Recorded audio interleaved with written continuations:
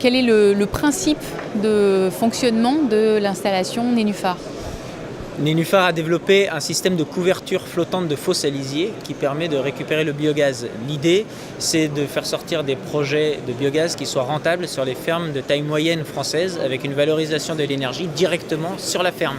La couverture s'installe directement sur la fosse de stockage des lisiers qui est déjà existante sur la ferme. Elle va permettre de faire trois choses. Première chose, c'est réduire les émissions de gaz à effet de serre puisque le méthane produit par les bactéries part dans l'atmosphère et pollue, de réduire les odeurs dues au stockage des lisiers également.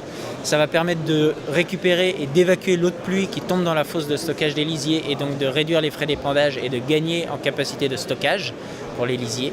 Et enfin, on va capter le gaz produit, le stocker et permettre sa valorisation, notamment sur la chaudière de l'élevage pour fournir de la chaleur à toute la ferme. La différence par rapport à une installation de méthanisation, c'est quoi?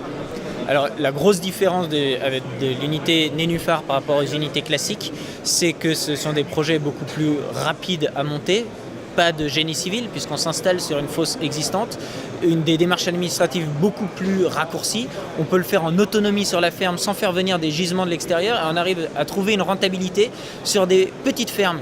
Des 60 UGB, donc unités gros bétail, on arrive à faire des projets qui sont rentables en couvrant la fosse et valoriser le gaz directement sur la ferme.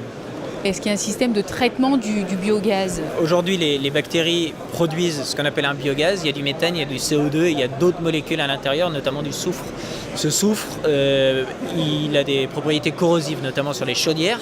Donc entre la couverture de la fosse et l'unité de valorisation, chaudière, air chaud ou eau chaude, on va mettre ce qu'on appelle un filtre à charbon actif, qui est une petite unité qui permet de piéger le soufre et d'envoyer du gaz propre directement sur la chaudière.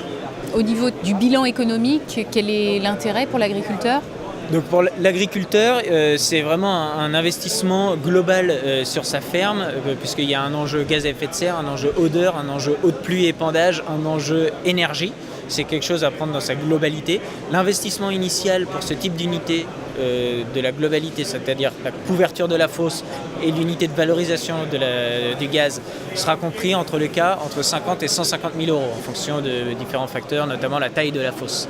Et grâce à cet investissement, il va pouvoir faire des économies sur sa facture de gaz, des économies sur ses épandages, puisqu'il aura moins de mètres cubes à épandre chaque année.